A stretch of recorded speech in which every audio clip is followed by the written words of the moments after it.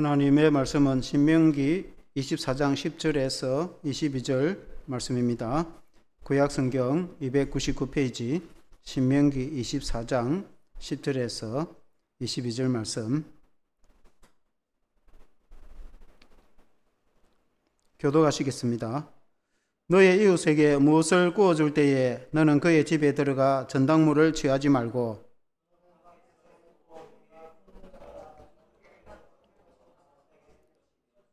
그가 가난한 자이면 너는 그의 전당물을 가지고 자지 말고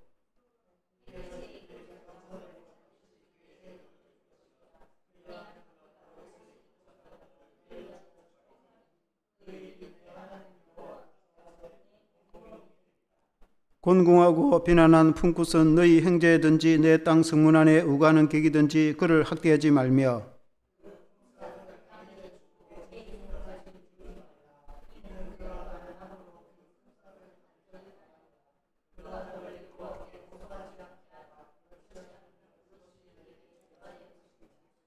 아버지는 그 자식들로 말미암아 죽음을 당하지 않을 것이요 자식들은 그 아버지로 말미암아 죽음을 당하지 않을 것이니 각 사람은 자기 죄로 말미암아 죽음을 당할 것이니라.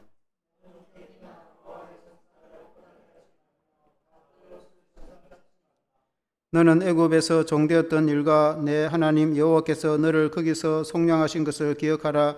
이러므로 내가 내게 이 일을 행하라 명령하노라.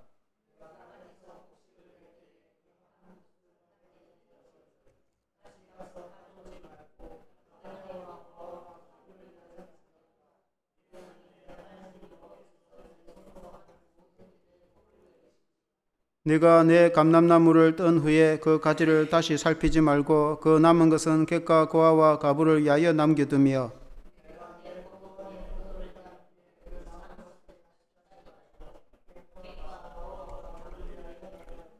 다같이 너는 애굽 땅에서 종되었던 것을 기억하라. 이러므로 내가 내게 이 일을 행하라 명령하노라. 아멘. 할렐루야.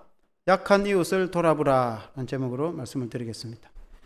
공교롭게도 오전 예배 내용과 오후 예배 내용이 좀 비슷한 일맥상통하는데 우리가 강의를 해 나가는 중에 오늘 이 말씀이 또 나와서 또 구약은 구약적 측면에서 또 은혜로 말씀을 주시는데 이 말씀으로 은혜를 받기를 원합니다. 구약의 말씀에 예수님 말씀처럼 항상 가난한 이웃은 너의 곁에 있다고 하셨는데 구약의 시대에도 항상 성경 말씀은 고아와 가부와 객, 나그네를 도와라는 말씀이 계속되는 것을 보게 되어집니다. 우리가 이제 약한 그 성도들을 대할 때에 어떻게 대할 것인가, 또 가난한 이웃을 대할 때 성도로서 어떻게 대할 것인가, 우리가 그들을 잘 섬길 때 하나님께서 공의의 빛이 너에게 임할 것이고 너의 모든 인생이 행동할 것이고 하나님께서 너희 가문에 복 주시리라. 이제 말씀으로 우리가 늘 이 구약에도 그렇게 말씀하시는 것을 보게 되집니다. 그래서 이제 오늘 이와 같은 내용에서 한 세 가지 정도 나오는데 첫째는 돈을 구워줄 때 전당물을 취하는 것에 대해서 또 가난한 사람의 전당물은 돌려주라는 내용과 또 둘째는 품굿을 사용했을 때 노동자에게 일을 시키고 나서 임금을 제때 지불하라. 미루지 말고 제때 지불하라. 그리고 이제 세 번째는 곡식을 이제 이삭을 많이 남겨두고 또 그리하여 고아와 가부나 나그네가 그 이삭을 줍고 그들이 이제 먹고 살 수 있도록 하는 것이 하나님의 자비의 정신이다. 이제 그런 말씀으로 오늘 주시는데 이 말씀으로 은혜를 받기를 원합니다. 첫째는 가난한 자의 전당물을 돌려주라는 이제 그런 내용입니다. 오늘 신명기 24장 20절에 너의 이웃에게 무엇을 구워줄 때에 너는 그의 집에 들어가서 전당물을 취하지 말라. 이제 이웃에게 우리가 이제 물질을 구워주면은 원래 이제 저당물을 잡히게 되는 거죠. 물론 좀 돈 조금 빌려주는 것 가지고 전당물 잡히고 그렇게 하지는 않지만은 그러나 오늘날에도 우리가 은행에 돈을 빌리려고 하면은 집을 맡기거나 또 땅을 맡기거나 해서 돈을 이렇게 빌리고 그렇게 합니다. 신용으로 하는 경우도 있지만은 돈을 1억 2억 빌리려면은 그냥 빌려주겠습니까? 집을 잡히고 이제 돈을 빌리고 그렇게 하는데 그걸 이제 전당물이다 그런 뜻입니다. 좀 재력이 되는 사람이 가난한 사람에게 이제 돈을 빌려주는데 뭐 얼마를 빌린지 모르겠지만은 그때 전당물을 잡혔을 때에 그런데 이제 가난한 사람의 전당물을 잡았을 경우에 특히 구약 시대에 그런 말씀이 나옵니다. 옷을 전당물로 잡았을 경우에 그 집은 해가 질 때에 돌려주라. 가난한 사람들은 그 옷을 이제 이불로 삼아 자기 때문에 그렇다. 사실 가난한 사람들의 행편은 심히 가난한 경우이죠. 그리고 이제 이 10절의 오늘 말씀은 전당물을 잡을 때 너가 직접 집에 들어가서 전당물을 취하여 들고 나오지 말라. 그런 말씀입니다. 그러니까 이제 돈을 빌리는 사람이 자기 집에 들어가서 내가 오늘 이 물품 돈을 오늘 같으면은 한 100만 원 빌리면서 좋은 이제 그릇이 자기나 뭐 그릇이 있는데 이걸 주면서 내가 돈 갚을 때 이걸 돌려달라 라고 자기 집에서 이제 뭐 자기를 들고 나온다. 또 아니면은 값이 나가는 그릇을 들고 나온다. 그러면 돈을 빌려주는 사람이 직접 그 집에 들어가서 전당물을 친히 들고 나오지 말라. 그러면 강탈하는 것이 보이기 때문에 이웃의 마음에 상처를 주기 때문에 그렇게 하지 말라. 그런 의미죠. 그래서 돈을 빌리는 사람이 스스로 자기 집에 가서 전당물을 가지고 나오면은 그것을 가지고 있다가 돈을 갚으면은 돌려주라. 그런 내용인데 그래서 전당물을 가지는 것 자체가 뭐 나쁘거나 제로되는 것은 아니다는 거죠. 그래서 돈을 빌려줄 때에 전당물을 잡을 수는 있다. 그런 이제 말씀인데 그러나 그것을 강탈하듯이 그렇게 하지 말고 돈을 빌리는 사람이 꾸어가는 사람이 스스로 자신의 전당물을 잡혀서 줄 때에 그것을 받아서 두는 것이 도이다. 돈을 빌려주는 사람이 그런 마음으로 하라. 이제 그런 이제 말씀이겠고 이제 11절의 말씀에는 너는 밖에 서 있고 내게 꾸는 자가 전당물을 밖으로 가지고 나와서 내게 줄 것이며 돈을 빌려주는 너가 만일에 재력이 되어서 돈을 빌려줄 때는 너는 밖에서 가만히 있고 내게 돈을 꾸어가는 그 사람이 자기 집에 들어가서 스스로 전당물을 가지고 나온 것을 취하라. 이제 그런 뜻이 되겠습니다.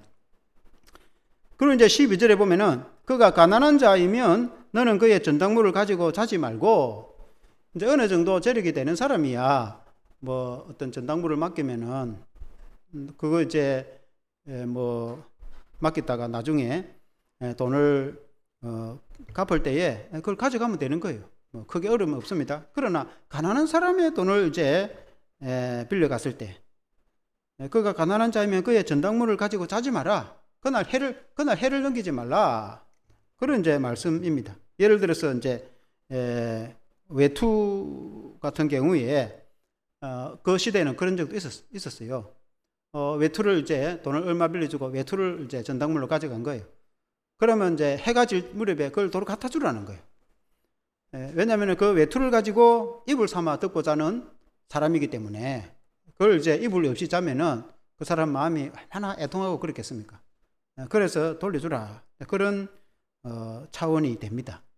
근데 이제 그날 돌려줄 전당물을 말로 가져가겠는가?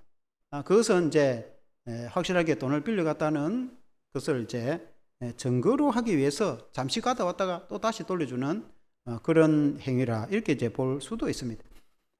그리고 이제 13절에 보면은 해질 때에 그 전당물을 반드시 그에게 돌려줄 것이라 그리하면 그가 그 옷을 입고 자며 너를 위하여 축복하리니 그 일이 너의 하나님 여호와 앞에서 너의 공의로움이 되리라. 근데 그 사람은 이제 그 겉옷을 입고 그 이불 삼아 자는 거예요. 그러니까 자면서 그가 하나님께 너를 위해서 축복기도 하지 않겠나. 돈을 빌려갔는데도 전당물도 돌려주니까 얼마나 감사하겠어요. 그러니까 가난한 사람이 너를 위해서 기도하면은 그게 너에게 복이 되고 하나님이 너에게 복으로 갚아주고 그것이 너의 공의에 되고 너의 인생의 빛이 된다는 것입니다. 그래서 가난한 사람들에게 돈을 주더라도 자비의 정신을 잊지 말라. 그것이 이제 하나님의 말씀의 뜻이다. 이렇게 볼 수 있겠습니다. 우리 성도들이 이제 크게 부유하게 되면 또 더 좋겠고 또 어느 정도 재력이 돼서 하나님께 복을 받아서 돈을 꾸어주는 자가 되면 더 좋겠죠. 돈을 꾸는 자보다는 꾸어주는 자가 되면 더 좋겠고 또 예수님을 믿고 믿음 생활해서 하나님을 잘 섬기면 또 하나님의 복을 주어서 또 언젠가는 재력가가 되고 또 돈을 꾸어주는 그런 사람이 됩니다. 그때에 우리가 이 말씀의 정신을 잊어서는 안 될 것이다. 이렇게 볼 수가 있습니다. 그리고 하나님께서 이제 이 같은 맥락의 말씀으로 이사야서 58장 10절에서 11절 말씀에 이런 말씀을 하셨습니다. 한번 같이 읽어보겠습니다. 시작. 줄인 자에게 너희의 심정이 동하며 괴로워하는 자의 심정을 만족하게 하면 너희의 빛이 흑암 중에서 떠올라 너희의 어둠이 낙과 같이 될 것이며 여호와가 너를 항상 인도하여 메마른 곳에서도 너희의 영혼을 만족하게 하며 너희의 뼈를 견고하게 하리니 너는 물된 동산 같겠고 물이 끊어지지 않는 샘 같을 것이라. 하나님께서 내게 복을 주시는데 어떨 때에 하나님께서 내게 복을 주시느냐? 너가 줄인 자. 얼마나 여러분 재정이 어려웠으면은 음식이 떨어져서 줄이고 있겠습니까? 옛날 시대에는 그런 게 많이 있었죠. 뭐 우리나라도 불과 100년 혹은 그 전에 또 불과 몇십 년 전만 해도 춘궁기, 보릿고개를 넘기고 뭐 그런 데도 안 있었습니까? 가난한 시대가 있었습니다. 그런데 고대 시대에는 오죽했겠습니까? 그래서 그 줄인 자의 그 너의 심정을 마음이 감동이 되어서 괴로워하는 그런 힘든 사람들에게 너의 심정을 그들의 심정을 만족하게 해준다. 그들을 도와주고 그렇게 했을 때에 너의 빛이 흑암 중에서 캄캄한 밤에 빛이 떠오르는 것처럼 너의 영광이 나타나게 될 것이다. 하나님께서 너의 빛이 되게 할 것이고 어둠이 낙하같이 너의 인생이 어둠에서 낙하같이 밝게 하실 것이다. 그러면 11절에 여호와가 너를 항상 인도하여 하나님이 너를 인도하여서 메마른 곳에서라도 이 광야 같은 메마른 인생을 살아갈지라도 황량한 인생을 살아갈지라도 하나님께서 너의 영혼을 만족하게 해줄 것이다. 우리의 영혼이 참된 만족과 행복을 누리고 너의 뼈를 견고하게 할 것이다. 너의 몸도 건강하게 해줄 것이다. 그리고 너는 물된 동산 같겠고 여러분 동산이 있는데 그거는 수목이 있고 꽃이 있고 많은 가실이 있는데 동산에 물이 항상 있으면 얼마나 아름다운 꽃이 피고 가실이 열매를 맺겠습니까? 아무리 좋은 동산이 있을지라도 그곳에 물이 끊어지고 비가 오지 않으면 메말라서 상막될 것입니다. 그러나 하나님께서 너의 인생에 물된 동산같이 하나님께서 복을 주겠고 물이 끊어지지 않는 샘처럼 하나님이 너를 축복해 주실 것이다. 하나님께서 어떤 자에게 이런 복을 주시는가? 가난하고 고통받는 자들을 너희가 섬길 때에 이런 복을 주실 것이다. 이런 말씀이 아니겠습니까? 그래서 하나님께서 오늘 이 신명기의 24장에도 그런 맥락의 말씀을 주신 것이 마태복음 10장 41절 42절에도 보면은 주님이 말씀하시기를 선지자 이름으로 선지자를 영접하는 자는 선지자의 상을 받을 것이요 의인의 이름으로 의인을 영접하는 자는 의인의 상을 받을 것이요 또 누구든지 제자의 이름으로 이 작은 자 중에 하나에게 냉수 한 것이라도 주는 자는 내가 진실로 너희에게 이르노니 그 사람이 결탄코 상을 잊지 아니하리라 하시니라.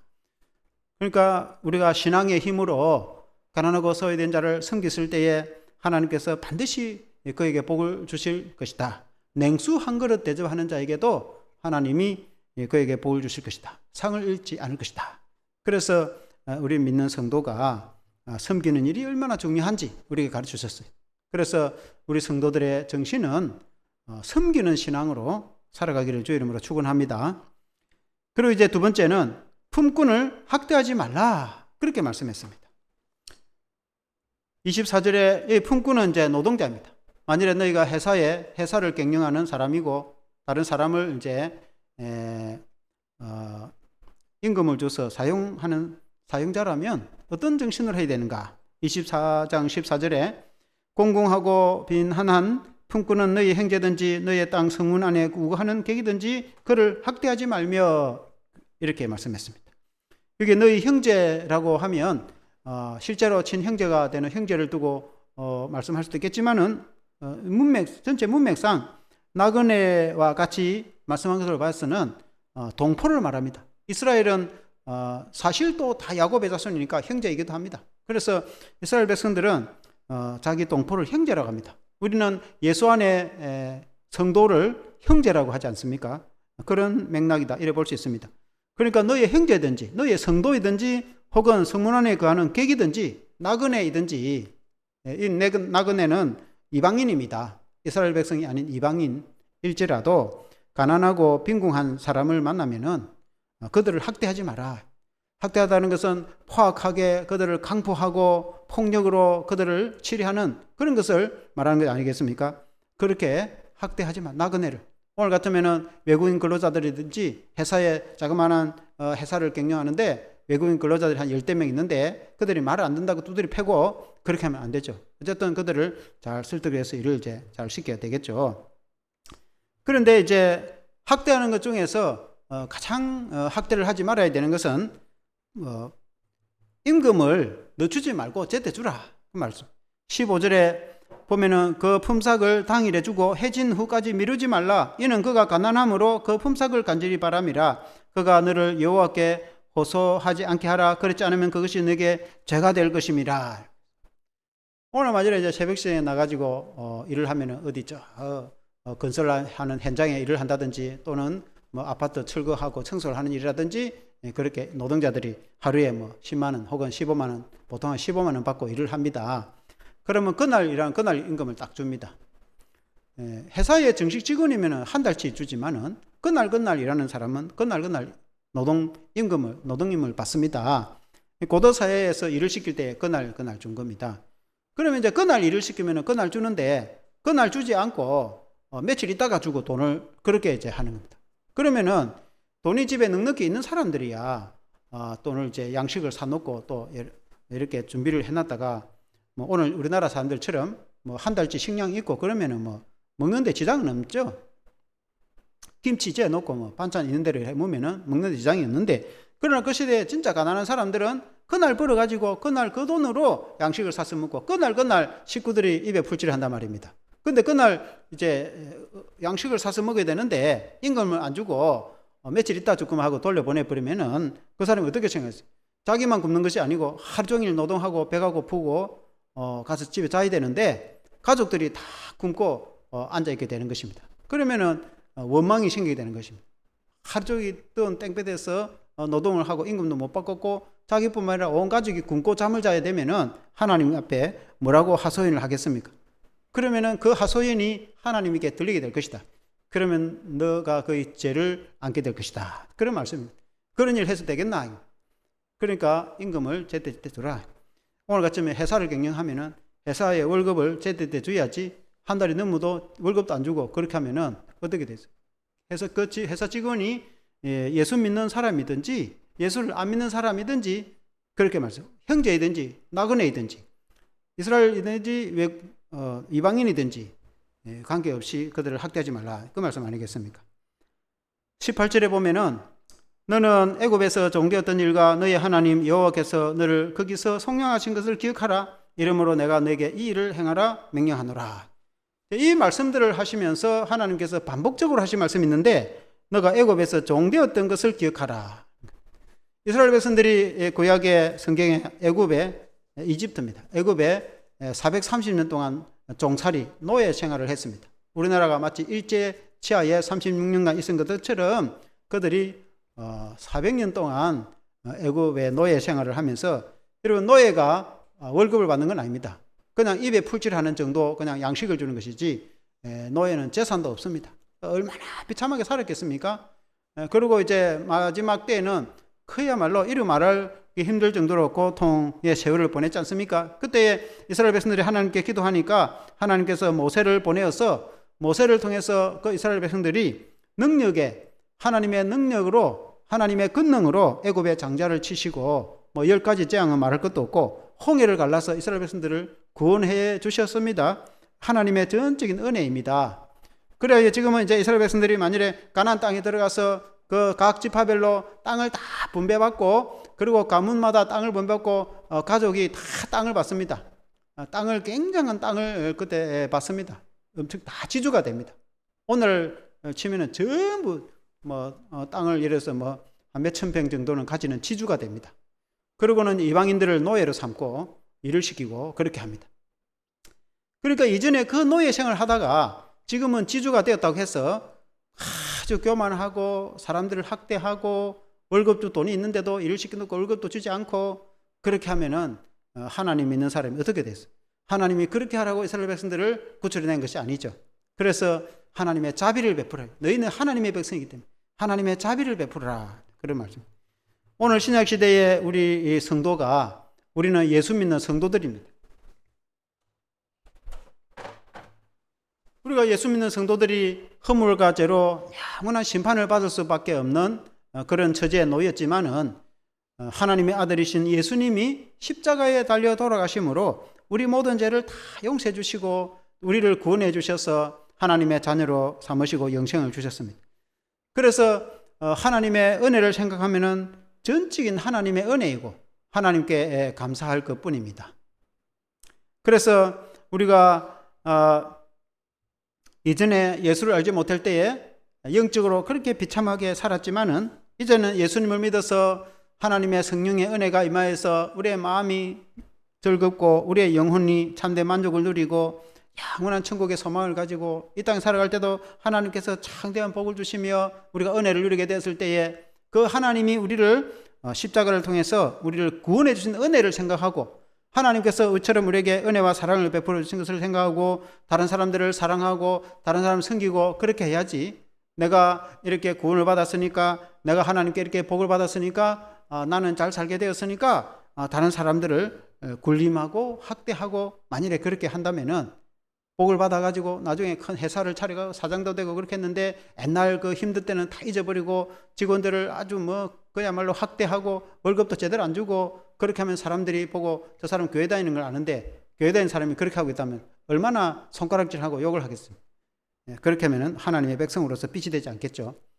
그래서 우리는 이 이제 구약 성경에 참 은혜로운 말씀으로 잘 말씀해 주셨어요. 이 말씀을 따라서 우리가 그 하나님의 은혜를 기억했어요.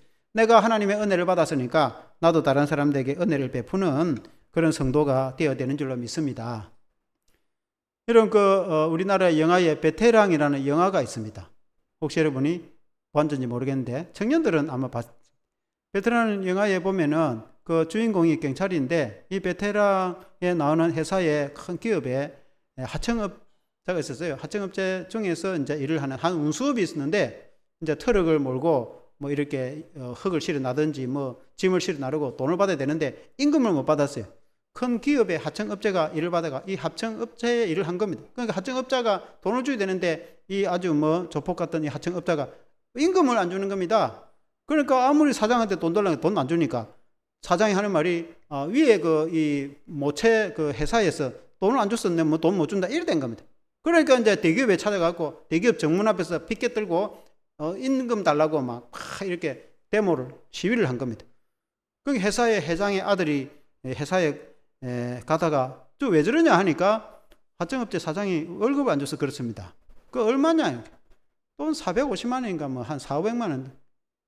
지금 회사에 자기들은 돈을 수억씩 갖고 노는 정도 되는데 돈 400만 원 안 줬다고 우리 회사의 얼굴에 이렇게 먹칠을 하나? 이 매스컴에 뉴스도 나오고 할 건데 의의가 없다는 거예요. 그러니까 불러가지고 그러면 그 자리에서 돈을 주고 가시라고 그렇게 하면 될 것을 돈을 주지 않고 이 회사 아들이 기분이 너무 나빠가지고 하청업체 사장하고 불러갖고 둘이서 복싱을 시켜가 싸움을 시켜갖고 그 바람에 이제 운수업자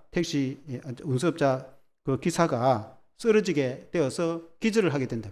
그 사람이 살아있는데 죽은 줄 알고 그래 조용히 경찰에 신고해야 되는데 조용히 처리해가지고 그걸 죽도록 그걸 결국은 자살로 이렇게 휴대폰으로 꾸미가 자살한 걸로 해갖고 처리를 해본단 말이에요. 그 나중에 이제 경찰이 결국 그걸 어느 정도 알게 돼가 수사가 들어가서 그래도 자수를 하면은 경량의 값을 치르면 되는데 결국은 경찰하고 이제 싸움이 붙어가지고 큰 죄를 이제 뒤집어 쓰는 그렇게 되죠. 경찰도 칼에 맞아 다치게 되고 이런저런 일이 이제 생기게 되는 거죠. 임금 400만 원 안 준 것 때문에 살인 미수로 체포가 된다. 거의 살인 혐의로 체포가 되진다. 이렇게 이제 보게 되시는 것입니다. 물론 이제 이런 경우는 특수한 경우이지만은 오늘 우리나라의 선한 기업이 얼마나 많습니까? 기업을 활성화시켜서 노동자를 취직을 시켜서 월급을 주고 또 가족들이 먹고 살게 하고 수만 명의 대기업 같으면 수만 명의 가족들이 먹고 살지 않습니까? 그리고 이제 우리나라 경제 성장을 하고 국가에 기여를 하고 좋은 기업가들이 많이 있습니다. 그러므로 우리가 만일에 예수 믿는 성도가 기업을 운영한다면은 공의로 운영을 하고 또 자비를 베풀어서 광명한 빛 가운데서 사명을 감당해야 되리라고 봅니다. 세 번째, 밭에 이삭을 남겨두라는 그런 말씀입니다. 하나님의 마음은 자비의 마음으로 가득 차 있습니다. 예를 들어서 곡식을 거두는데 곡식을 거두다 보면 우리도 시골에서 크면서 벼 타작을 하고 벼를 이제 벼베기를 하고 하면은 이삭이 다 떨어지게 돼 있습니다. 그러면 이삭을 다 줍지 말고 그냥 두라 하는 겁니다. 고대 사회는 농토가 없고 가난한 사람들은 그 이삭을 주워 가지고 그것을 타작해 가서 가족들이 먹고 살거나 그걸 팔아서 생활비로 쓰는 겁니다. 그 하나님이 은혜로 그렇게 하는 겁니다.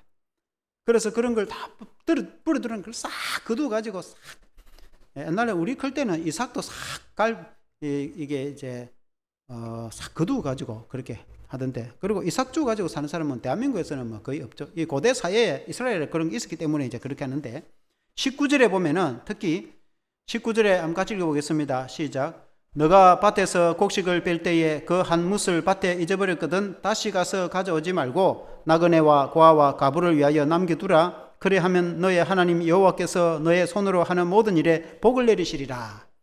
여기서 한 뭇이라는 말은 오메르라는 말인데 곡식 더미를 말합니다. 우리도 이제 어릴 때 보면은 그때는 이제 그 벼베기를 하든지 또 옛날에는 모리도 농사를 많이 지었습니다.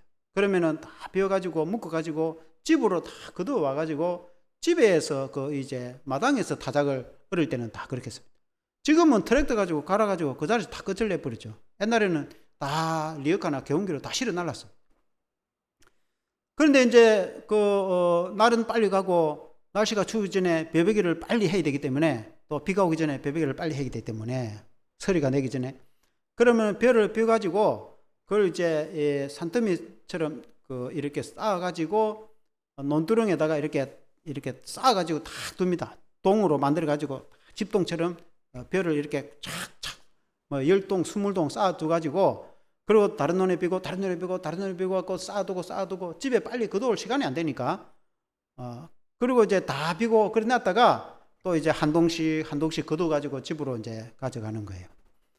이스라엘 백성들도 이렇게 동무더기를 이제 이렇게 곡식을 거두가지고 쌓아뒀다가 이제 이스라엘 백성들 주로 이제 그 지역 거기서 타작을 하는 거죠. 그리고 이제 거두오는데 한 동을 잊어버리고 집을 안 가지고 놔준 겁니다. 한 15동 정도 그게 이제 큰 여러 마지 땅이 있다면은 근데 거기에 이제 한 동을 놔주고 잊어버리고 온 거예요. 다 거두었는데. 그러면 다시 가서 그걸 가져오지 말고 그냥 한 동은 버린다 생각하고 내버려 둬버라 그 말입니다. 이삭도 아니고 그냥 한 동 자체를 그냥 내버려 둬버라. 그러면 이제 그걸 이제 주인이 내버려 둔 거니까 그걸 동네에서 다 알거든. 그러니까 이제 가난한 사람들이 그걸 좀 가져가고 타작을 해서 그걸 이제 먹고 산다. 그러면 하나님께서 너에게 복을 주어서 창대하게 할 거다. 그렇게 하는 이유는 가난한 사람을 위해서 그렇게 배려한 거예요. 20절에도 보면은 너가 너의 감람나무를 뜬 후에 그 가지를 다시 살피지 말고 그 남은 것은 객과 고아와 가부를 위하여 남겨두며.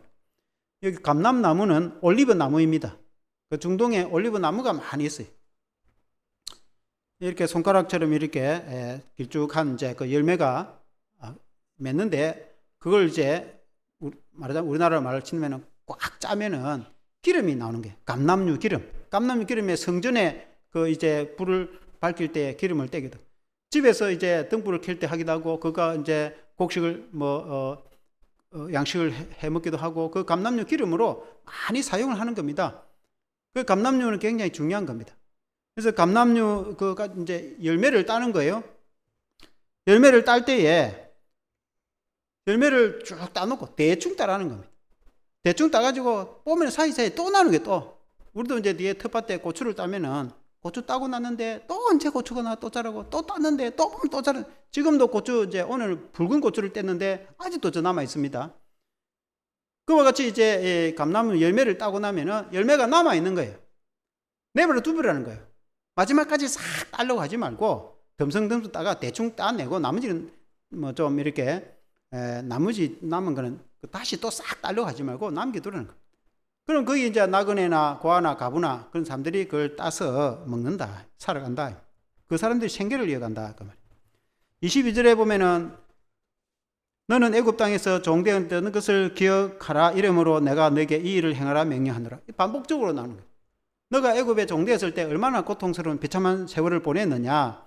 그러니까 가난하고 소외된 사람을 잊지 말라 그 말이겠고, 그리고 너가 하나님의 은혜로 이제 땅을 분배받고 부유하게 살게 되면은 하나님의 은혜가 아니냐. 너가 하나님의 은혜를 받았으니까 너도 다른 사람에게 은혜를 베푸라 그 말씀 아니겠습니까? 그래서 항상 하나님은 말씀하시기를 너가 애굽에서 종되었던 것을 기억하라. 오늘날 말하면 너희가 예수님의 십자가로 은혜를 받았고 하나님의 사랑을 받았고 너희가 하나님의 은혜를 받았으면 은혜를 잊지 말라. 그래서 그 하나님의 은혜로 항상 다른 사람들에게 베풀고 배려하라 그런 의미입니다. 우리가 오늘 현대어로 노블리스 오블리제라는 말이 있습니다.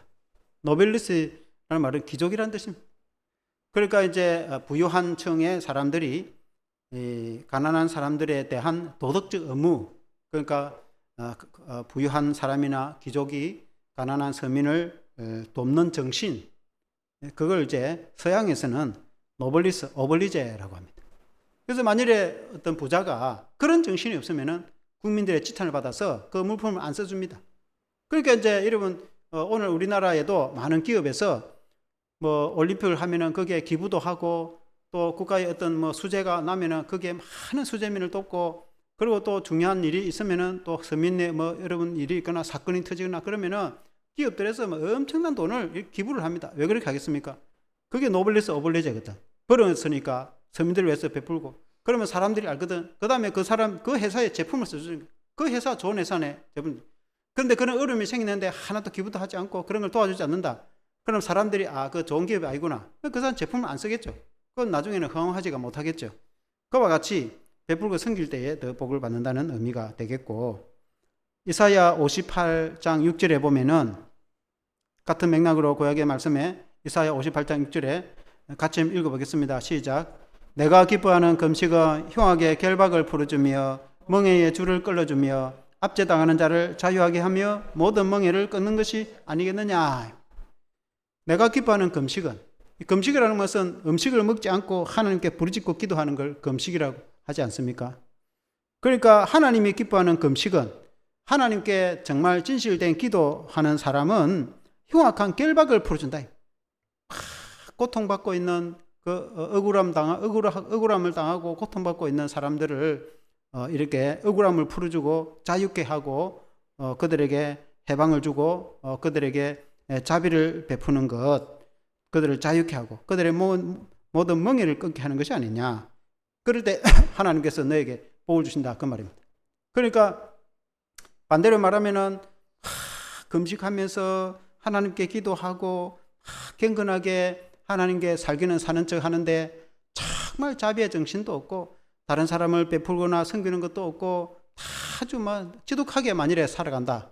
그러면은 모양만 신앙인이지 그 속에 참된 경건함이 없는 거죠. 하나님이 참으로 원하는 것은 정말 하나님께 부르짖고 기도하고 참되게 경건하게 사는 사람은 억울함 당한 사람의 억울함을 풀어주고 또 가난한 사람들을 도와주고 소외된 사람을 배려하고 그런 것이 하나님이 원하는 것이 아니냐. 좀 넓게 해석하면 그런 뜻이, 하나님의 사랑과 자비, 우리가 하나님께 받은 사랑과 자비를 베풀며 살아가는 성도, 하나님의 뜻이다. 하나님이 원하시는 그런 삶이다 라고 믿습니다. 그래서 결론적으로 하나님의 자비를 기억하라. 하나님의 자비를 한번 같이 해보겠습니다. 하나님의 자비를 기억하라. 우리 하나님은 자비의 하나님이시. 하나님은 천지 만물을 창조하시고 모든 인생 만사, 세상 만사 모든 것을 운영하실 때 하나님의 은혜와 사랑으로 운영을 하신다 그 말입니다. 그래서 하나님의 자녀된 성도는 당연히 우리가 하나님을 아버지로 모시고 하나님의 자녀된 우리 성도는 당연히 아버지를 닮은 자녀는 아버지를 닮게 되어 있는 거 아니겠습니까? 그래서 우리가 하나님을 닮아서 그 하나님의 자비의 정신으로 우리가 이 세상을 여러분 살아가게 되는 줄로 믿습니다. 이 세상을 살아갈 때 어렵고 힘든 사람들을 베풀고 섬긴다든지 그렇게 할 때 하나님께서 그 이 흑암 중에서 낮 정오의 빛같이 우리의 삶에 빛을 비춰주겠다 그 말이에요. 우리의 인생이 캄캄하고 우리의 인생이 어디로 가야 할지 모르고 내가 무엇을 해야 될지 모르고 캄캄할 때에 정말 이 말씀대로 우리가 사랑과 섬김으로 살아갈 때 강명한 빛 가운데로 내가 너를 인도하겠다. 그렇게 주님이 말씀하는 거 아니겠습니까? 그래서 이 자비의 정신이 얼마나 중요한지 우리에게 가르쳐 주고 있는 것입니다. 지금 우리 성도들 가운데 지금 본인 자신이 그렇게 힘들게 살아가는 성도들도 있고 또 그렇지 않은 성도도 있겠지만은 오늘 우리가 힘들고 어렵게 내가 살아가고 있다면은 우리가 하나님 앞에 또 은혜와 복을 받기 위해서 더 기도하고 그리고 또 내가 할 수 있는 만큼 가장 작은 것이라도 내가 또 베풀고 섬길 때에 하나님이 또 내게 더 복을 주셔서 우리 성도들이 또 하나님의 말씀대로 창대한 복을 받아서 또 때로는 부유하게 되어지고 나름대로 기반을 갖게 되고 나름대로 우리가 정말 다른 사람에게 정말 베풀 정도 그런 삶이 되었을 때 우리는 이 정신을 이 성경의 말씀 이 시대 정신 이 하나님의 말씀을 우리가 기억하여서 그 시대에 동시대에 살아가는 이 사람들에게 우리가 베풀며 섬기며 살아갈 때 하나님께서 창대한 복을 더 주실 줄로 믿습니다. 기도하겠습니다. 하나님 아버지 감사합니다. 구약이든 신약이든 우리 하나님은 자비의 하나님이심을 우리에게 보여주고 있습니다. 우리 자신이 하나님의 은혜로 구원을 받았을 뿐만 아니라 우리가 항상 하나님의 사랑을 받으며 살아가고 있고 전적인 하나님의 은혜와 자비 가운데 우리의 인생이 살아감을 우리가 믿고 고백합니다. 우리가 하나님께 받은 은혜를 생각할 때 우리도 다른 사람에게 은혜를 베풀고 그 하나님의 자비를 기억해서 자비를 베풀고 또 믿음 안에서 살아갈 수 있도록 도와주시기를 간절히 기도드렸고 원합니다. 하나님 아버지 원하기는 우리 성도들이 또 지금 어려운 가운데 살아가고 있는 성도들이라면 더욱 하나님께 부르짖고 기도하고 또 믿음 가운데 살아갈 때 하나님께 또 새로운 회복과 형통함과 또 하나님의 복이 임하도록 도와주시고 또 지금 내가 할 수 있는 만큼 또 작은 것이라도 섬기며 베풀 때에 우리 하나님께서 복을 주시고 또 우리 성도들이 다 주님 앞에 복을 받아서 창대하고 번창하고 베풀고 섬기고 또 꾸어주는 그런 성도들이 되었을 때에 이 자비의 정신, 이 하나님 말씀, 하나님의 자비를 잊지 않고 다른 사람들을 베푸고 섬기며 살아갈 때에 더 하나님께서 복을 주셔서 그 인생이 빛이 되고 영광이 되고 또 그 이 광야와 같은 거친 세상에서 또 하나님께서 지켜주시고 물된 동산과 같이 복을 줄 뿐만 아니라 또 하나님께서 흑암 중에 강명한 빛을 비춰주듯이 이 어두운 세상에서 강명한 빛이 되는 그런 인생이 되게 해주시옵소서. 예수 그리스도 이름으로 기도합나이다. 아멘.